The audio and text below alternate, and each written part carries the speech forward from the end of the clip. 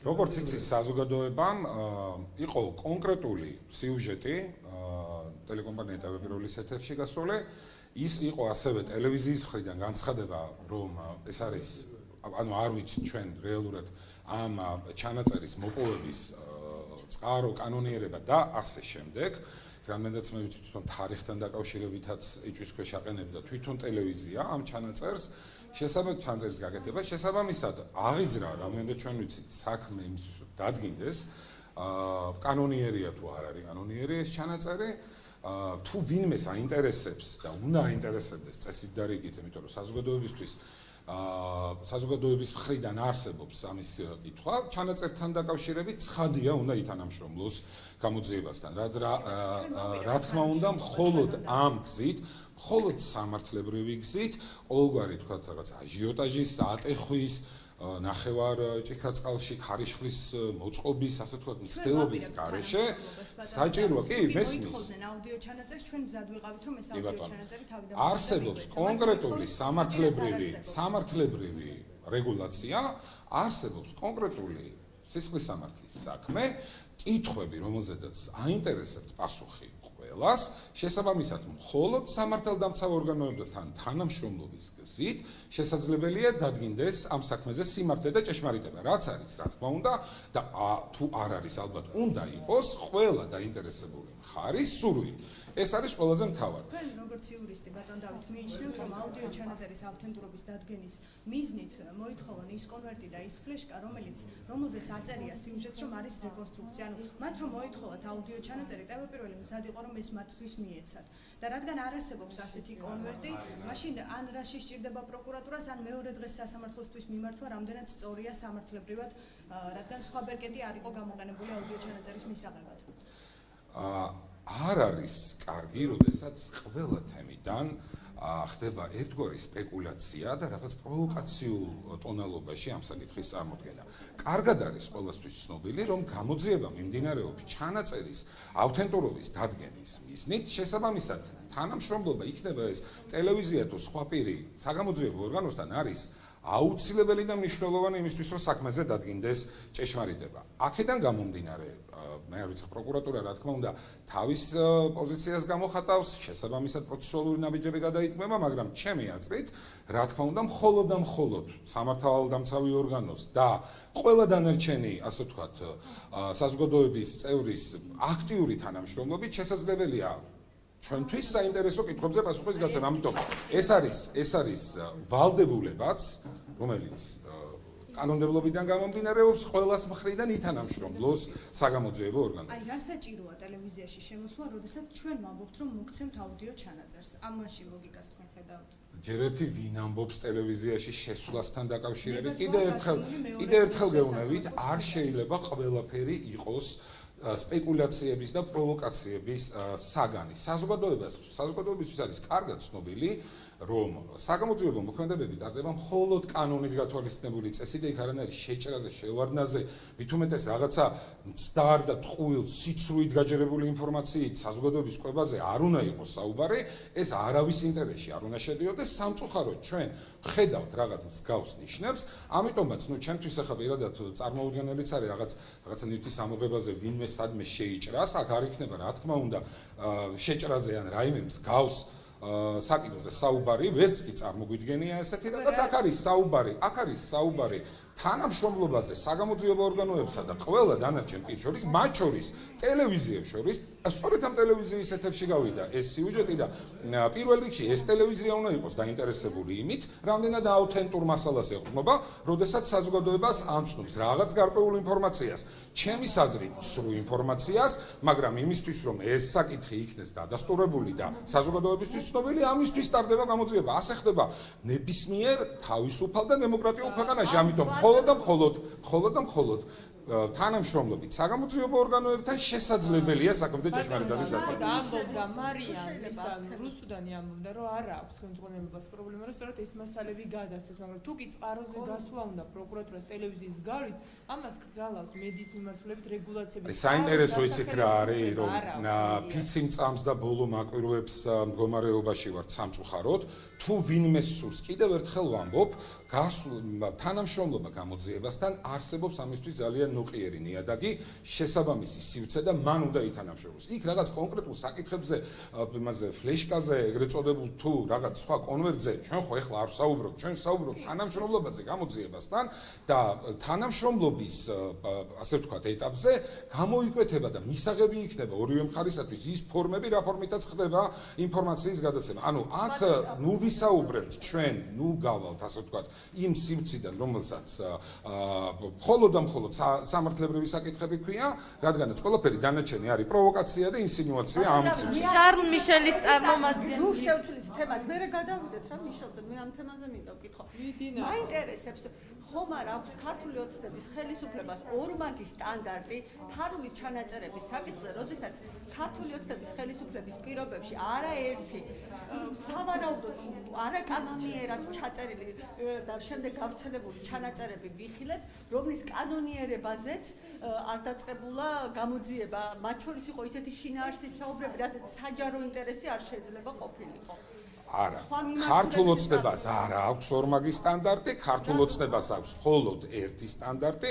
მე თქვენ შეგახსენებთ, რომ მაგალითად იყო შემთხვევა ასეთი 2012 წლის შემდგომ, როდესაც მოხდა ფარული ჩანაწერების გავრცელება და სწორედ ამის გამო შინაგან საქმეთა მინისტრის მოადგილე ჯერ იყო გადაყენებული თანამდებობიდან და ხოლო შემდეგ მას ბრალი წარედგინა და იყო ამ საკითხთან დაკავშირებით, ასე ვთქვათ, სამართლებრივი დევნის ქვეშ. ასე რომ თუ სხვა საქმეებზეა დაწყებული გამოძიება, თქვენ იცით რომ გამოძიება გრძელდება და ყველა საქმეზე ასე ვთქვათ ერთ ადგილას საგამოძიებო სისტემა არ დგას. რაც შეეხება იმ ჩანაწერებს, რომლებიც გამოქვეყნდა ცოტა ხნის წინ, კარგად ახსოვს საზოგადოებას და უბრალოდ ფიზიკურად ურთულესია საზოგადოების მოტყუება, რომ ეს ჩანაწერები იყო გაკეთებული 2012 წლამდე ნაციონალური მოძრაობის ხელისუფლებაში ყოფნის დროს, რითაც აშანტაჟებდნენ აბსოლუტურად ყველას. არა მხოლოდ ოპოზიციაში მყოფ მაშინდელ 2011 წელ ქართულ ოცნებას, არამედ საკუთარ მომხრეებსაც, საკუთარი ხელისუფლების და მთავრობის წევრებსაც,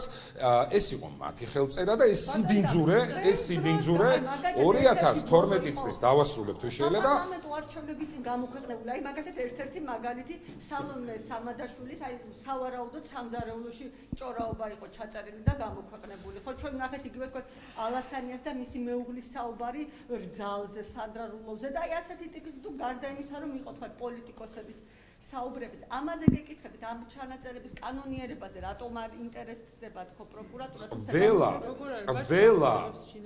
ყველა ჩანაწერი, რომელიც დაკავშირებული იყო ადამიანის პირად ცხოვრებასთან და მე შევახსენებ უბრალოდ საზოგადოებას, რა სიბინძურე, რა დანაშაულის აღნიშნული ფაქტები იქნა 2012 წელს ქართული ოცნების ხელისუფლებაში მოსვლის შემდგომ ნაპოვნი ჩვენს მიერ და იქნა აბსოლუტურად ყველაფერი განადგურებული, იმიტომ რომ ჩვენ ვფიქრობთ, რომ ჩვენი საზოგადოება მეც იმსახურებს, ჩვენი საზოგადოება ამ ყველაფერზე ზემოთ დგას და არ შეიძლება ამ მეთოდებით რაიმე სახის ბრძოლა. ეს უნდა იყოს განადგურებული და ასეც მოიქცა ქართული ოცნება. ერთი დაზუსტება, ვინაიდან არსებობს ეს ჩანაწერები, აი ეჭვი მიზი გაქვთ მართლ გუნდში, თქვენ ყოფილ თანაგუნდელებზე იგივე სუსიდან თუ თქვა ნაციონალურ მოძრაობაში. მე რაღაცას მოგახსენებთ 2009-11-12 წლებშიც და მანამდეც სავარაუდოდ, მაგრამ მე შემიძლია უფრო მეტად ვისაუბრო იმ პერიოდზე, როდესაც ბატონ ბიზნა ივანიშვილი შემოვიდა პოლიტიკაში და 1 წლით, 2 წლით ამ პერიოდზე ადრინდელ პერიოდზე, როდესაც ძალიან აქტიურად ხდებოდა მიყურადება უკანონო თვალთვალი ჩაწერა როგორც დანარჩენი ოპოზიციური ძალების ცხადია ბატონ ბიზნა ივანიშვილის და მისი ოჯახის წევრების. როდესაც 2011 წლის შემდგომ მოხდა აქტიურად მისი ჩართვა პოლიტიკაში, ხდებოდა ყველა მასთან დაკავშირებული პირის ჩაწერა. პირადად მე მაშინ ასევე ვიყავი აქტიურად ჩართული ოპოზიციურ ქმედებებში და ზუსტად მახსოვს, რომ თვალთვალის კუთხით არც მე და არც ჩემი მეგობრები არ ვიყავით გამონაკლისი. ასე რომ ძალიან კარგად არის საზოგადოებისთვის ცნობილი ის, რომ ყველაფერზე წამსვლელი იყო ნაციონალური მოძრაობა და ყველა სიბინძურეს საწერდა ხელს მაშინ, როდესაც საკუთარი ვიწრო პარტიული ინტერესებისთვის ჭირდებოდა რაიმე ბენეფიტი. ესეც არის მათ შორის ერთ-ერთი დამადასტურებელი, მიჭრილი, მოჭრილი, დაფიქსირებული ისე იმგვარად, როგორც ეს ჭირდებოდა მაშინდელ ხელისუფლებას და დღეს, როდესაც ჩვენ მოლაპარაკების მაგიდაზე უნდა ვისხდეთ, დღეს, როდესაც ჩვენი ევროპელი პარტნიორების დახმარებით, მათი კონკრეტული შუამდგომლობებით უნდა მოხდეს ძალიან მნიშვნელოვანი ჩვენი ქვეყნის საქმისთვის ნაბიჯების გადადგმა, სწორედ დღეს ხდება კიდევ ერთხელ დადასტურება საკუთარი დანაშაულებრივი წარსულის, რასაც ახდენს ნაციონალური მოძრაობა. მოლაპარაკებებზე გკითხავთ, თუ შეიძლება შარლ მიშელთან დაკავშირებით. ხუთჯერ დავიწყე ხალხმა. იგივე რა შეცვლის მოლაპარაკებებზე. მისი ჩამოსვლაზე რაიმე კომპრომისი თუ იგებოდა? მიუხედავად ოპოზიციის, მე რადიკალურ თავს გულისხმობ, აშკარად დესტრუქციული პოზიციებისა, ჩვენ იმედის თვალით ვუყურებთ ჩვენი ევროპელი მეგობრების ჩართულობას, ჩვენ მზად ვართ და ღია ვართ აბსოლუტურად ესეთი თავისუფალი ტრანსპარენტული მოლაპარაკებისთვის, რა თქმა უნდა იმ სამართლებრივი ძირითადი პრინციპების გათვალისწინებით, რომელიც ისეთივე მნიშვნელოვანია ჩვენთვის, როგორც ევროკავშირისთვის და როგორც შეერთებული შტატებისთვის.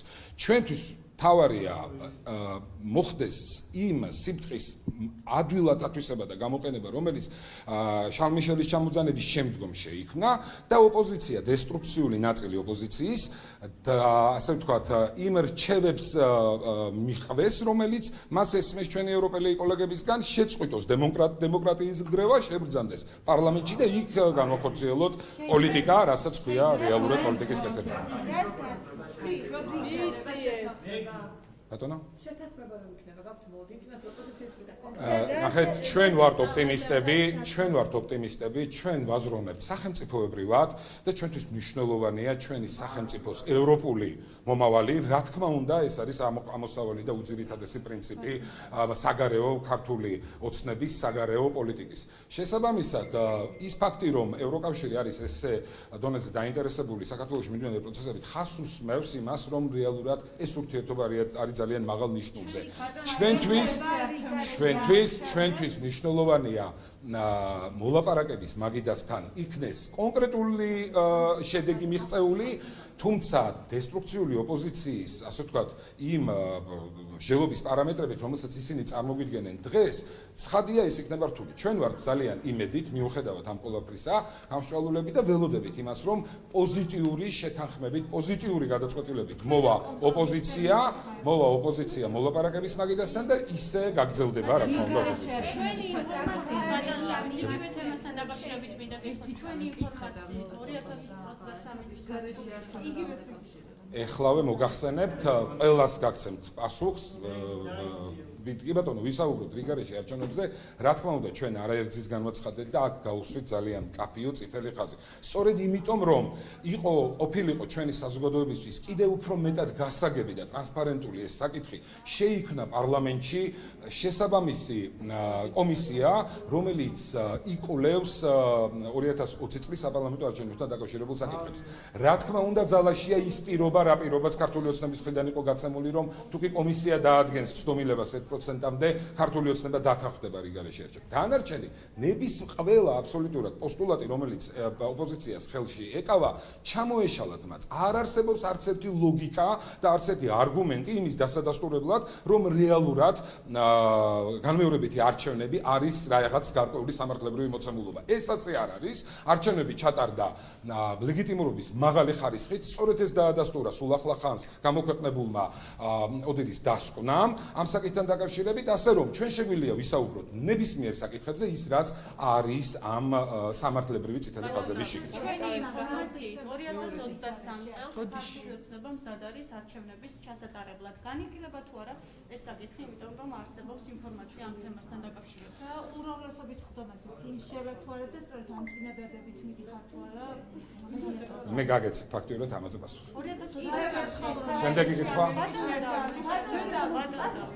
გაგეცით პასუხი, მე გითხარით, რომ არსებობს კონკრეტული ფორმულა, რომ სწორედ ასეთ შემთხვევაში შესაძლებელია რიგარეში არჩევნების ჩატარება. სხვა შემთხვევა ელემენტარულად არ განიხილება, იმიტომ რომ ეს იქნება ტყუილი, ეს იქნება სიცრუე და საზოგადოებისთვის ტყუილისხმა. არ გაყალბებულა არჩევნები და არჩევნები, რომელიც მაღალი დემოკრატიული სტანდარტით ჩატარდა, ის რევიზიას ხელმეორედ, ასე ვთქვათ, არჩევნებს აღარ საჭიროებს. ამიტომ გითხარით, რომ მე გაგეცით პასუხი.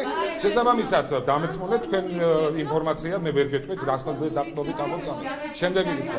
არჩევნების ჩატარებას გასაგებია ხოლმე და საქართველოს სუვერენიტეტსა და ტერიტორიულ მთლიანობას. რამდენად მნიშვნელოვანია სტრატეგიული პარტნიორისგან მსგავსი ტიპის ხარჯები. ეს არის კიდევ ერთი დასტური იმისა, რომ საქართველოს და შეერთებულ შტატებს მის სტრატეგიულ პარტნიორს გააჩნია ძალიან მაღალი ნიშნულის ურთიერთობა, რომელიც აბსოლუტურად ყველა სფეროს და ყველა, ასე ვთქვათ, საგანს შეიცავს პოლიტიკურ ასპექტში. ეს არის ცხადია სამხედრო პოლიტიკური ურთიერთობა, ძალიან მნიშვნელოვანი ნიშნულით. ეს არის საგარეო, ასე ვთქვათ, საქართველოს საგარეო პოლიტიკაში შეერთებული შტატების და ევროკავშირის მხარდაჭერა და რაც ყველაზე მთავარია ჩვენთვის ეს არის დეოკუპაციის საკითხებში ჩვენი სტრატეგიული პარტნიორების მხარდაჭერა, რადგანაც ნომერ პირველი ამოცანა კვლავაც რჩება საქართველოსი მისი ტერიტორიების დეოკუპაცია. მინისტრთან დაკავშირებით მინდა რომ ვკითხოთ, რატომ დუმს პრემიერ-მინისტრი ჩანაწერების ყველა ფიგურანტმა უკვე ისაუბრა ამ თემასთან დაკავშირებით, გარდა პრემიერ-მინისტრისა, რატომ დუმს ის? მე ამ საკითხებზე, მე ამ თემასთან დაკავშირებით გაგეცით პასუხი, დანარჩენი მიმდინარეობს გამოძიება და გამოძიების სივრცეში ყველა დაინტერესებული პირი გამოძიებისთვის ცხადია იქნება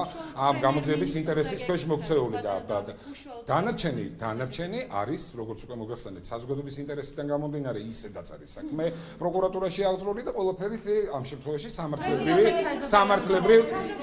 სამართლებრივ ჩარჩოში ექცევა. რაც შეეხება ნებისმიერი პირის მაღალი პოლიტიკური თანამდებობის პირის, ასე ვთქვათ, განცხადებას თუ არა ამ თემასთან დაკავშირებით, ეს არის სწორედ პასუხი.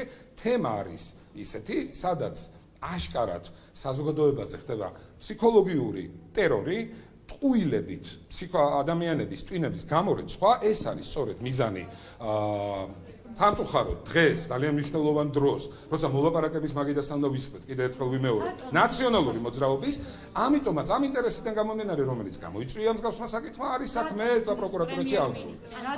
შემდეგი კითხვა. არავინ არ ერიდება პასუხის გაცემას, ისე რომ საზოგადოებისთვის აბსოლუტურად ყველა საინტერესო საკითხზე და კითხვაზე უკვე არის პასუხი გაცემული ჯერეთი და კიდე რა თქმა უნდა, თუ კი რაიმე ინტერესის სფერო ვინმესთვის იქნება დარჩენილი, ამაზეც გაეცემა პასუხი. შემდეგი არ მესმის, თუ შეიძლება და სიძულვილის ენაზე უნდა ვკითხოთ ვერა ივანიშვილის ინტერვიუს მერე ქართული ოცნების დეპუტატები ერთმანეთის მიყოლებით წერთ Facebook სტატუსებს და რომელიც არის სიძულვილის ენის შემცველი, ასევე წამხალისებელი ძალადობის სიტყვების შეურაცხყოფის დეპუტატებს მოეთხოვებათ თუ არა უფრო მაღალი თმენის ვალდებულება და ასევე რამდენად მისაღებია რომ დეპუტატი მაგალითად დიტო სამხარაძე ისეთ Facebook სპოტს აქვეყნებს, სადაც მოუწოდებს სხვასაც რომ აგინოს ბერას მოწინააღმდეგე, ვინც კრიტიკულად არის მისდამი განწყობილი. ზოგადად ეთიკის საბჭო შექმნით და ეთიკის კოდექსი მიიღეთ. თუ მართლაც საინტერესებთ ჩვენ საზოგადოებას სიძულვილის ენა და სიძულვილის ენით გამსჭვალული როგორც დიალოგები, როგორც კომენტარები, მოსაზრებები, პოსტები და ასე შემდეგ, მე ვურჩევდი მას გაეცნოს ნიკა გვარამიას Facebook გვერდს, გაეცნოს იმ კონკრეტული ჯგუფების, რომელიც აფილირებული არიან ნაციონალურ მოძრაობასთან Facebook გვერდებს და კარგად ნახავენ თუ რას ნიშნავს, მართლაც რას ნიშნავს სიძულვილის ენა. ეს სამწუხარო მოვლენაა, მე არ ვამართლებ ერთი წამით, ჩემთვის მნიშვნელოვანია, რომ ერთი მხრივ სიტყვის თავისუფლებას და გამოხატვის თავისუფლებას, რა თქმა უნდა, არანაირი საფრთხე არ შეეხოს, მეორეს მხრივ არსებობდეს გარკვეული სტანდარტები, რა სტანდარტებშიც უნდა მოექცეს. როგორც მედია, ეს სტანდარტი არის ის ევროპული და ამერიკული სტანდარტი, რომელიც ჩვენ ყველამ კარგად ვიცით. უბრალოდ ჩვენ ხშირად, როდესაც ჩვენ გვეხება, ამას ვივიწყებთ და ამ სტანდარტით უნდა იმოქმედოს აბსოლუტურად ყველა მედია საშუალება, ეს იქნება სწორად.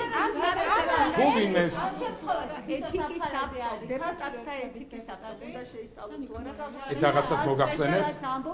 ეს რაღაცას მოგახსენებთ, არაფერი განსაკუთრებული და არაფერი იმაში რომ პატარა ჭიქაში, ცოტა წყალში რაღაცა ქარიშხლები მოვაწყოთ, ამ სიტუაციაში არ არსებობს. თუ ვინმეს მიმართ რაიმე პრეტენზია გააჩნია, არსებობს შესაბამისი უწყება, თქვენ ახსენეთ, არის საქართველოს დემოკრატიული ქვეყანა და შეუძლია ყველა საკუთარი უფლება დაიცვას. თუ ვინმე თვლის, რომ მისი უფლება დაირღვა არ.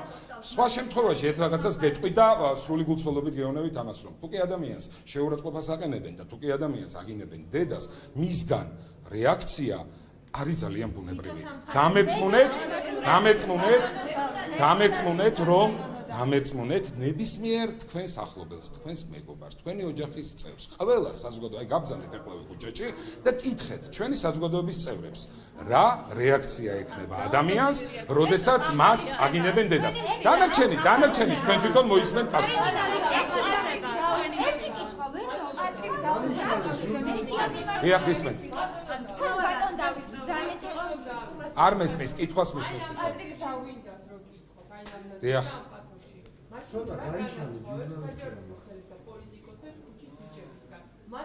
ბატონო, არა, ეს არ არის მენტალიტეტი. ადამიანის შეურაცხყოფაზე, როდესაც ადამიანი გაზდება, ეს მენტალიტეტი არ არის. ეს ნებისმიერ ადამიანს აქვს ეს თვისება და ეს რაღაც ღირსებაზე მეტყველებს. ჯერ ერთი, მეორეც, რა თქმა უნდა, დეპუტატს გააჩნია თქვენი სვალდებულება, გეთანხმებით, ამ ჭრილში გეუბნებით, რომ ყველა მიმართულებით აბსოლუტურად ქვეყანა არის იმართება დემოკრატიული წესრიგით. დემოკრატია ნიშნავს იმას, რომ ადამიანს აქვს გამოხატვის თავისუფლება და თუ ვინმე ცვლის და ფიქრობს, რომ ამ გამოხატვის თავისუფლება მისი პირადი სივრცე დააზიანა, მას აქვს სრული საშუალება მისი უფლებები დაიცვას. აი ეს მინდა გითხრათ. როგორ არის სასამართლო საქართველოში, არის ეთიკის საბჭო სასამართლოში, არის საქართველოში ყველა ისეთი სახალხო დამცველი, არის ყველა ის ინსტიტუტი, რომელიც არ დატოვებს დამერწმუნეთ ღიად და ასე ვთქვათ ყურადღების გარეშე იმ სივრცეებს, სადაც ვინმე თვლის, რომ ვინმეს უფლება ირღვევა. ასე რომ კიდევ ერთხელ გეუბნებით, ნუ გავხდით რაღაც და ჭიქაწყალში ხარიშხლებს ნუ მოვაწყობთ. ეს არის ის რეალობა, ის მოცემულობა, რომელიც შეიქმნა სწორედ იმიტომ, რომ დღეს, მაშინ როდესაც ჩვენი ქვეყნისთვის მნიშვნელოვანი საკითხები უნდა წყდებოდეს, ხალხი იყოს დაინტერესებული აბსოლუტურად სხვა თემებით, იყოს გადატანილი მათი ყურადღება სხვა საკითხებზე და ყველაფერი გააკეთოს ნაციონალურმა მოძრაობამ, რომ ჩაშალოს ეს მოლაპარაკებები, რაც რა თქმა უნდა არ გამოუვა. არ გამოუვა, იმიტომ რომ მის შესახებ კარგად იციან და ამ ქმედებების შესახებ კარგად იციან ჩვენმა მეგობრებმა, ჩვენმა სტრატეგიულმა პარტნიორმა, იყო ფრაზები, რომ თვალიც აეხილათ გარკვეულ სიტუაციებთან დაკავშირებით, ასე რომ რეალურად დაასხდნენ მოლაპარაკების მაგიდაზე, რეალური წინადადება მოიტანონ ის წინადადება, რომელიც შედეგიდან და კანონიდან გამომდინარეობს და ვიმსჯელოთ ზეპარტიულად ჩვენი ქვეყნის მომავალზე. ასეთი რაღაცა გარკვეულ ჩარჩოებში უნდა მოიქცესო, ასეთი რამ თქვით, როდესაც ციფრულის ენაზე საუბრობდით, გარკვეულ არსებობს ფორმები, რომელშიც შეიძლება. დიახ.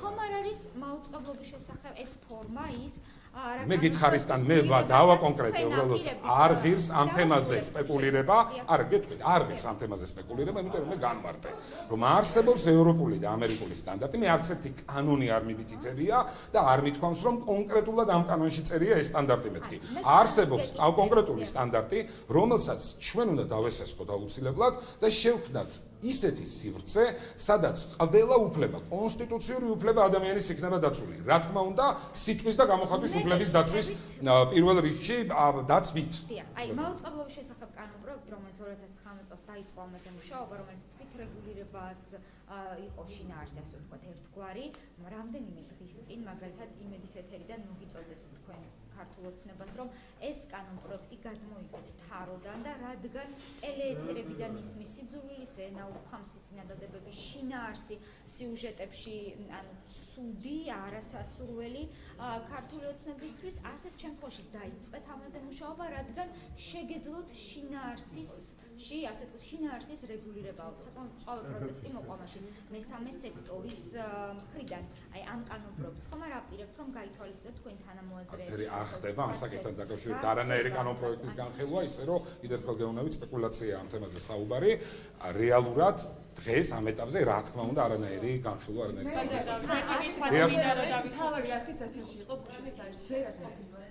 და გამოვიდა და ისაუბრა, რომ ვერა და მისი ძმას სწავლობდნენ და კომპიუტერო მისნერადები ბავშვები და ერთ-ერთი შეტევა იყო მორიგი ამ ოჯახზე, რა რასთან გვაქვს რეალურად საქმე. ბიძინა ივანიშვილმა და მისმა ოჯახმა საქართველოს უახლეს ისტორიაში ალბათ ყველაზე უფრო მნიშვნელოვანი რამ განახორციელა, აქ არ არის საუბარი ასე ვთქვათ, მატერიალური ნაწილზე ამ კუთხით, არ არის საუბარი უდიდეს დახმარებაზე, რომელიც კულტურის კუთხით, ქვეყნის ინფრასტრუქტურის კუთხით და ასე შემდეგ, რამის არის ყოველდღიურ რეჟიმში ხორციელდება ბიძინა ივანიშვილის ოჯახიდან, აქ არის საუბარი იმაზე, რომ 2012 წელს ბატონმა ბიძინამ ოჯახთან ერთად საქართველოს მოაცილა ერთი შეხვედრით მოურჩენელი იმ შემთხვევაში უბედურება, ეს იყო ნაციონალური მოძრაობის სისტემურ დანაშაულში არსებული, ასე ვთქვათ, რეჟიმი, რომელიც დამარცხდა ერთი წვეთის სისხლის დაღვრის გარეშე. ბიძინა ივანიშვილის ამ საქციელს, ბერა ივანიშვილის საქციელს, როდესაც ის მამას გვერდში ედგა და როდესაც მათ გარშემო შემოიკრიბა მთელი საქართველო, მთელი საქართველო მართლაც ამ საქციელს ნაციონალური მოძრაობა ბატონ ბიძინას და ბერა ივანიშვილს ვერ პატიობენ. გასაგებია აქ, ყველაფერი გასაგებია, იმიტომ რომ ამ ადამიანებში აისახება ნახევრად ფაშისტური ძალის დამარცხება საქართველოში ყოველგვარი ძალადობის გარეშე. შესაბამისად, აბსოლუტურად გასაგებია, როგორც პირველი რეპორტაჟი, ასევე მეორე დამერწმუნეთ, შესაძლებელია კიდევ რაღაცების ფაბრიკაციების, მიბმის, მობმის, დაჩეხის რაღაცებით, ისეთი რაღაცები წარმოადგინონ, რომ არ ვიცი, მათ ფანტაზიას ნაყოფი არ აქვს. ასე რომ ხალხმა საზოგადოებამ ძალიან კარგად იცის ერთი რამ, ძალიან კარგად იცის ამ ოჯახის დამოკიდებულება საკუთარი საზოგადოების მიმართ, ამ ოჯახის დამოკიდებულება ქვეყნის მიმართ, ყველა მიმართულებით, ისე რომ ვერავის ვერ მოატყუებს, ვერც ნიკა გვარამია და ვერც ნოდარ მელაძე. ეს შეგიძლიათ საზოგადოებისთვის კარგად გასაგებ ენაზე ყველას აუხსნათ, რომ საზოგადოება ესეთი მარტივი და იაფასიანი ილეთებით, რა თქმა უნდა, არ ტყუდება. ბატონ დავით, ერთი კითხვაც მინდა დაგისვათ, ღარიბი ქვეყნის მდიდარი ჩინოვნიკები, სწორედ ამ სახელწოდებით გამოქვეყნდა კვლევა, რომლის მიხედვითაც სახელმწიფო კომპანიები 14 სახელმწიფო კომპანიამ შრომით ანაზღაურებაზე 428 მილიონი ლარი გადაიხადეს. ეს მაშინ, როდესაც ეს კომპანიები მილიონიან ზარალშიც კი იყვნენ. რატომ იზრდება სახელმწიფო კომპანიებში ჩინოვნიკების ანაზღაურება, მაშინ, როდესაც ადამიანები ქვეყანაში ძალიან ღარიბდებიან? თვითონ უკვე კითხვაც პროვოკაციულია. შიგთავს და შინაარსზე არ ვსაუბრობთ, არ ვამბობთ რასთან რა არის დაკავშირებული, უბრალოდ რომელიღაც კონკრეტული პუბლიკაციის სათაურებზე მესაუბრებით და კითხვას მისმავთ, რატო მდიდდება ვიღაც და რატო ღარიბდება. ნუ ხო ცხადზე ცხადია, რომ კონტექსტი, უკვე კონტექსტია პროვოკაციული, არ აქვს მნიშვნელობა მე თქვენ რა პასუხს გაგცემთ. რა იქნება ჩემი პასუხი? მე რაც არ უნდა გაგცემთ პასუხი, თქვენთვის საჭირო კითხვიდან გამომდინარე იმას აუწყებთ თქვენ საზოგადოებას. ამიტომ მართლაც არ ვთვლი საჭიროდ, რომ ეს პროვოკაციულ კითხვებზე პასუხი გაგცეთ. ერთის გარდა, ყველას ვინც თვლის, რომ რაიმე სახით მისი უფლება დაირღვა, ამ უფლების დაცვის საშუალება გააჩნია ჩვენს ქვეყანაში, ამიტომ მიმართოს ამ საჭიროებას. IDFI-ის კვლევა. დიახ, გისმენთ. თქვენ არენდობით IDFI-ის კვლევებს 2019 წლის მონაცემები. შემდეგი კითხვა თუ შეიძლება. არა, მე გაგეცით პასუხი ახლა, რამდენი კითხვაა. შემდეგი კითხვა. აფგან მუხთარის საქმეზე იწყება ევროსასამართლოში განხილვა. აფგან მუხთარი საქართველოს ხელისუფლებას ასაჩივრებს გადაწყვეტილებას, რის მიხედვითაც ის ქვეყანაში არ შემოუშვეს და ეჭვობს, რომ სწორედ არ შემოშვება ხდება იმის გამო, რომ თვითონ ხელისუფლების ხელიურებია აზერბაიჯანის მხარესთან ერთად მის გადაწყვეტაში. თქვენ უნდა გაეცნოთ, კარგი იქნება სტატისტიკას, თუ როგორ რადიკალურად და კარდინალურად შემცირდა სტრასბურგის ადამიანის უფლებათა სასამართლოში საქართველოსთან წასული საჩივრების რაოდენობა 2012 წლიდან. თუ კი რაიმე სახის საკითხი არის სასამართლოში შესული, ცხადია, ჩვენთვის საინტერესო და მნიშვნელოვანი იქნება პასუხი ყველა კითხვას. ბრალდებას რას პასუხობთ? გაგეცით მე პასუხი. შემდეგი კითხვა შეიძლება. გაგეცით პასუხი, სასამართლო განხილვისაგანია თქვენ მეუბნებით და სასამართლო განიხილავს და შესაბამისად დაადგენს, არის მისი ბრალდება სამართლებრივად დასაბუთებული თუ არა. კიდევ ერთი კითხვა მაშინ ევროკავშირი დააწესებს ეგრეთ წოდებული მაგნიტსკის ევროპულ ვერსიას იმუშავებს, სადაც ადამიანის უფლებების დარღვევის გამო შესაძლოა ქვეყნების ხელისუფლებები მაღალჩინოსნებით დაჯერებდნენ და სანქციები დაიკისროთ. ამ შემთხვევაში ვარაუდობ თუ არა რომ 20 ივნისის საქმის გამო შესაძლოა საქართველოში ნახოჩინოსნებიც გახდნენ ამ საკითხს. ძალიან კარგია რომ ევროკავშირი ასე ყურადღებით აკვირდება ადამიანის უფლებების დარღვევის ფაქტებს. ეს არის ძალიან მნიშვნელოვანი. ეს არის დღის წესრიგი, რა დღის წესრიგიც ჩვენთვის ასევე არის ასევე ძალიან მნიშვნელოვანი. ჩვენს ქვეყანაში კიდევ ერთხელ მოგახსენებთ, არსებობს ადამიანის უფლებების დაცვის მაღალი სტანდარტი, ამიტომ დარწმუნებული ვარ, რომ იმ სიაში, რა თქმა უნდა, საქართველოს არასდროს არ იქნება. რაც შეეხება კიდევ ერთხელ ვიტყვი ინფორმაციის შინაარსს და მის მიწოდებას, კარგი იქნება თუ კი ყველა ტელევიზია, ყველა საინფორმაციო, ყველა მაუწყებელი ინფორმაციას მიაწვდის და არა საკუთარ შეფასებას. აი ეს შეფასებები უკვე საზოგადოებას მივანდოთ და საზოგადოებამ გადაწყვიტოს ეს ინფორმაცია, ასე ვთქვათ, პოზიტიურია თუ ნეგატიური, რას ეხება და ასე შემდეგ. უბრალოდ ინფორმაცია მივაწოდოთ, მე არც ერთი წამით მე ის არ მინდა ვთქვა და არ შემიძლია იმაზე ვისაუბრო, რომ მედიის მხრიდან რაღაც კონკრეტ გარკვეული ისეთი სივრცე იქნება, სადაც ადამიანები ელემენტარულად ხდება ადამიანების ტვინის გამორიცხვა მე ამაზე ვისაუბრე. მინდა რომ სიტყვის თავისუფლების სტანდარტთან ერთად, რა თქმა უნდა, არსებობდეს სტანდარტი, რომელიც ფსიქოლოგიურ ზეწოლას გარკვეულ, ასე ვთქვათ, სახეს მიცემდა, შეფასებას მიცემდა და ეს არის საზოგადოების სამსჯელო, ეს არ არის მხოლოდ პარლამენტის სამსჯელო, ეს არ არის, ამიტომ გეუბნებით, ეს არის ძალიან ფართოდ ადამიანის სიტყვისა და გამოხატვის თავისუფლების დაცვით, მაქსიმალური დაცვით უნდა იყოს მსჯელობა ამ საკითხებზე. ეს არის ფართოდ სამსჯელო თემა, ეს არ არის არც ერთი პარტიის, არც მხოლოდ პარლამენტის საკითხი, საზოგადოების მხრივ არსებობს საზოგადოებიდან გარკვეული კითხვები და მათ ჭირდება პასუხი. დიდი მადლობა. ძალიან დიდი ხანია. როგორც ერთი დეპუტატი, შენგელაიას და ხაინდრავას დონეზე უნდა იყოს მე ხო გაგეცით პასუხი, არ არის აქ მხოლოდ საუბარი კონკრეტულ პიროვნებაზე, თქვენ შეგიძლიათ უფრო მეტად დაინტერესდეთ ამ საკითხით და ნახავთ, რომ გარკვეული წუხილები და კითხვები თემასთან დაკავშირებით არსებობს. კიდევ ერთხელ ვიმეორებ და ხაზს უსმევ. ქვეყანაში არსებობს სიტყვისა და გამოხატვის თავისუფლების უმაღლესი სტანდარტი, ასეთივე მაღალი სტანდარტი უნდა არსებობდეს ყველა დანარჩენი უფლებების დაცვის კუთხით. ეს არის ძალიან სწორი პასუხი და გაანალიზეთ ეს პასუხი, იმედია არანაირ სპეკულაციას ამ თემას, რა თქმა უნდა, არ მიაბა. მადლობა. რუსეთის საგარეო პროცესის განცხადებას, რატომ აქამდე არ უპასუხა ქართული მოვაცნობა? ძალიან საინტერესოა ერთი მოცემულობა.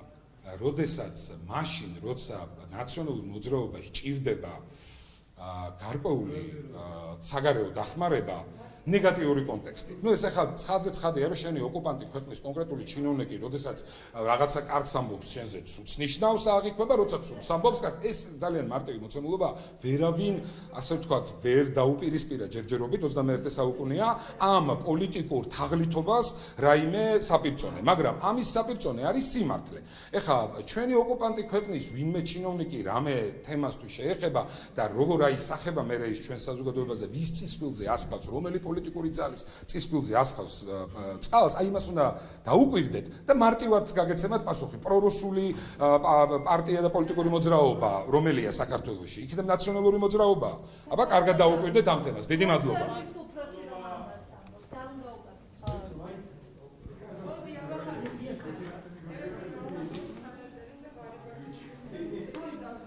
ხაკო, ამ მედია კრიტიკაზე რა მეთქვა ისეთი რაც გაშიფრო?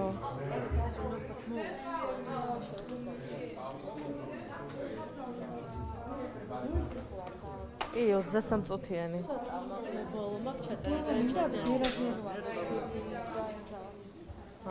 მე მგეგაღარა.